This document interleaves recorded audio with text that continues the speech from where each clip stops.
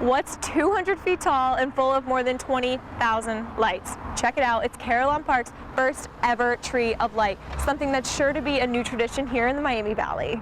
And then on Veterans Day, all 4 deputies stop by for a special assignment, to take Skip out to lunch.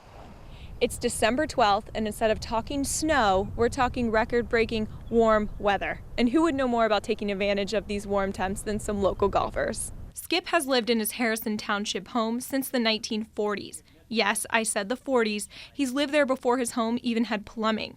This World War II veteran is 97 years old. He lives by himself, and believe it or not, he still drives. Sadly, though, Skip's been robbed twice. There was one guy that followed him from a grocery store and made him think they had tail light out and used that as a ruse to get in and ended up taking a ring from him and some money.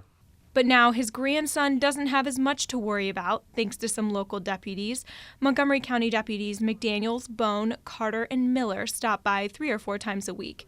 Sometimes to check out any suspicious cars on their morning route, others to sit down and talk. I enjoy them stopping in every so often. Oh, they just stop, see if he's okay, and see if he's had any problems with anybody. And then on Veterans Day, all 4 deputies stop by for a special assignment, to take Skip out to lunch. Skip, though, was too busy to go. He was working on a project. The deputies settled for a rain check, maybe during the next time they stop by. That is, if Skip can fit them in. It's funny that on Small Business Saturday, we had a real small-town hero. Small-town hero is right. Saturday was anything but normal here at the Tip of the Town restaurant in Tip City. Owner Paul Lubier tells us it happened just after noon, during the lunchtime rush when the suspect walked in. He allegedly slipped the 17-year-old cashier a note. To my knowledge, it just said, "I have a gun, give me your money." That's where Jerry Baker comes in. Baker was sitting right here when the waitress looked over to him and said, "We've been robbed." Then he jumped up and made a dash out the door and then chased him into the next parking lot. Baker has a concealed carry permit. He held the suspect there until police got to the scene. Just can't thank our customer enough.